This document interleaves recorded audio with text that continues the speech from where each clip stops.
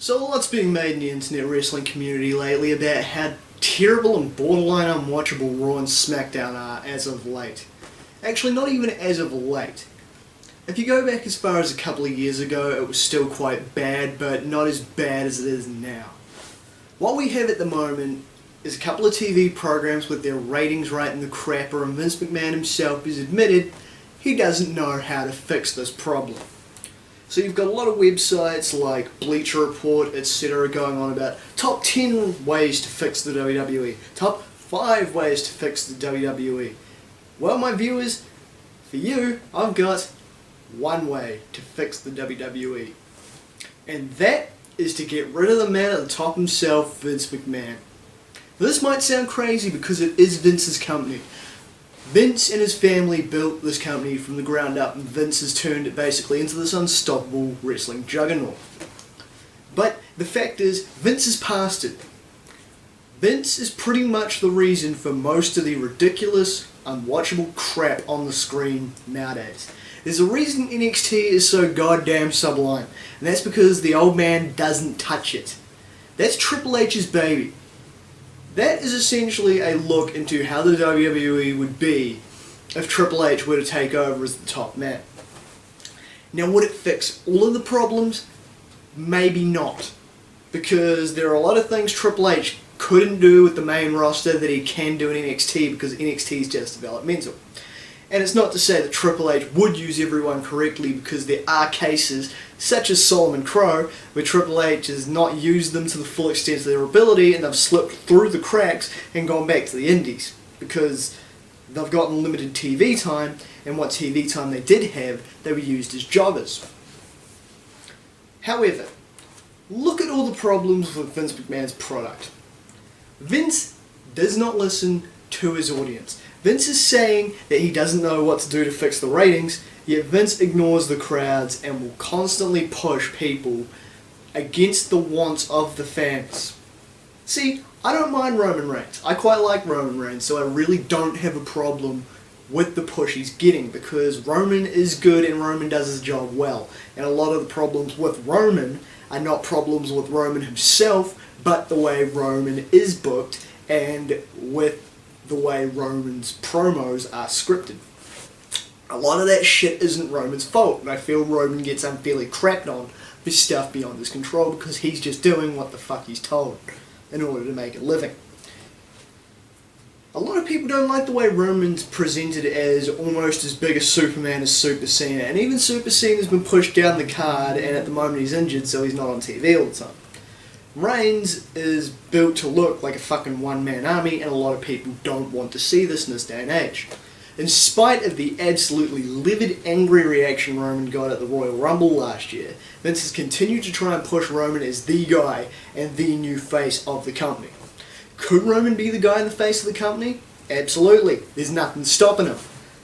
But the fans at the moment don't like Roman because of the way he's booked. And a lot of this is in booking.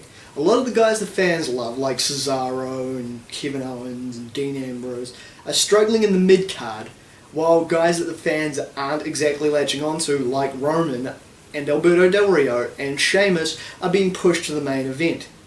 And this is your main problem. Vince is ignoring what the fans want. He's ignoring crowd reactions, he's ignoring why the crowds are turning off. And this isn't the first time this has happened. Anyone who was around in the 90s knows that Vince McMahon almost went bankrupt going up against WCW. The difference here is Vince really doesn't have any competition because none of your competing promotions are big enough or have the checkbook behind them that the WWE has. Lucha Underground's very good, but it doesn't have the money behind it that WWE does, or the national prominence. TNA has been the number 2 promotion for years and years and years. However, it's done so many dumb things since 2007, it's got this horrible stink on it that reeks of dying WCW that no one wants to touch it no matter how good it gets. And I put to you, who the fuck wants a Matt Hardy main event run in 2016? I sure don't. And then Ring of Honor, which seems to be perpetually stuck in third place mode, which is a shame. But it's got that same problem ECW did, where it's either transitional grounds for guys that go off to WWE or to TNA, or it's the coming background for guys that have been released from either of those companies and have nowhere else to go.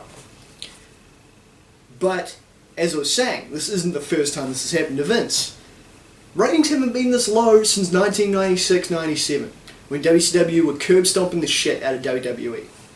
So what Vince had to do is Vince had to borrow liberally ideas from Paul Heyman with the help of Vince Russo. And on that note, there are a lot of things I'm seeing with the current product that lead me to believe Vince Russo might be secretly working backstage, but I'll get to that in just a second. Anyways, so Vince's McMahon and Russo had a hand in digging the WWE out of this hole it had dug itself into by pushing Stone Cold Steve Austin and The Rock, essentially listening to their fans, i.e. listening to the consumers of your product, listening to the people that are tuning in and putting money into your product. It's not a hard concept to grasp, yet Vince doesn't seem to get it. Vince seems to think, after winning the Monday Night Wars, that, hey, this worked, so I'll artificially try and recreate this, not understanding that the reason fans reacted to Austin and The Rock and Mankind was completely organic. Fans got behind these guys because they wanted to get behind them, not because they were told Stone Cold's the fucking greatest or The Rock is the man. The crowd latched onto these characters, these guys, and the WWE went with it. And that's what they have to do. Listen to your fucking fans. I'm not saying you have to listen to absolutely everything the IWC wants, but listen to the crowd reactions, gauge crowd reactions, and book according to who is getting the loudest reaction and who is getting shat on the most. Look at your NXT guys, for example. Tyler Breeze is fucking been de-pushed, he's down in the undercard jobbing to guys like Jack Swagger and Titus O'Neil because Vince doesn't like the gimmick, after he had a long and successful run in NXT. So success in NXT doesn't necessarily mean you're going to get success on the main roster. Some say Triple H is keeping guys down in NXT longer to protect them from what he knows is inevitably going to happen once they get the call-up. And that's another problem that comes from Vince McMahon, is if Vince McMahon doesn't understand it or doesn't get behind the gimmick, he's not going to push them, they're going to be relegated to a jobber, and they're going to do nothing until they are released. So back to my thing about Russo possibly being booked backstage. I'm seeing a lot of things that happened in 1997 that weren't really working. They got attention at that point because they were kind of new at that point, but they don't work as such in 2016. Flip-flopping booking that changes from one week to the next. One week you got someone getting a push, the next week they're not getting a push. One week someone's in a title match, the next week they're fucking jobbing out on superstars. You've got a huge reliance on factions. You've got the Wyatt family, you've got Team ECW, you've got the League of Nations, you've got Roman Reigns' crew, you've got fucking... who else have you got?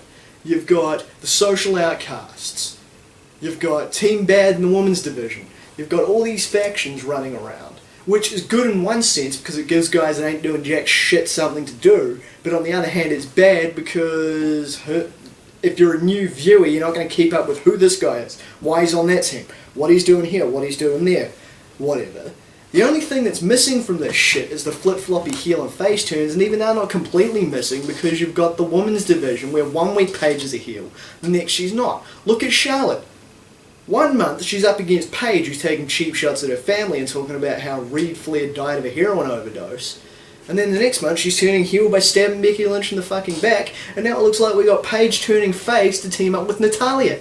What? Seriously. All these stupid things that need fixing are the result of Vince McMahon's lack of understanding and or giving a shit about his target audience. Once Vince McMahon goes, we will see a booking team that are fans of wrestling themselves, and that understand what works and what doesn't. Meanwhile, we're stuck with an old man who doesn't get it anymore, and a sidekick named Kevin Dunn who hates wrestling, and who, as Jim Cornette has said, is the biggest enemy to wrestling fans in the world, because you have Vince, who's archaic and draconian, and Kevin Dunn, who hates wrestling. So there's your major problem. Nothing is going to change while Vince McMahon is at the top of the WWE. You can have all these fan theories, all these fantasies, all this whatever, and that's our prerogative as fans, but nothing will change while Vince McMahon is the head of the company. He's stuck in his ways, he's not willing to change, and that is where the problem lies. I'm Damian Skyfire. Till next time.